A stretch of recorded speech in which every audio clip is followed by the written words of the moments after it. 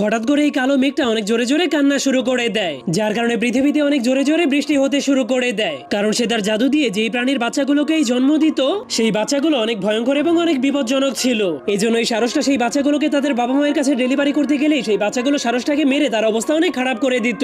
এই জন্য সারসটা সেই মেঘের ওপর অনেক রেগে সেই মেঘটাকে ছেড়ে অন্য একটা মেঘের কাছে চলে যায়। সেই মেঘটা তার জাদু দিয়ে অনেক কিউট এবং অনেক ভালো ভালো বাচ্চা তৈরি করতে পারতো, যেমন বিড়ালের বাচ্চা, কুকুরের বাচ্চা, এমনকি মানুষের বাচ্চাও। সেখানে প্রতিটা মেঘের কাছে একটি একটি করে সারস ছিল। তারা সেই জাদু দিয়ে তৈরি করা বাচ্চাগুলোকে তাদের বাবা মায়ের কাছে পৌঁছে দেওয়ার কাজ করত। যখনই সারসগুলো তাদের কাজ কমপ্লিট করে ফেলতো, তখন তারা ফিরে এসে মেঘের কাছ থেকে পরের প্যাকেটটা ডেলিভারি দেওয়ার জন্য নিয়ে যেত। ঠিক তখনই সেই কালো মেঘের সঙ্গে সারসটাও তার সর্বশেষ কাজটাকে শেষ করে চলে আসে।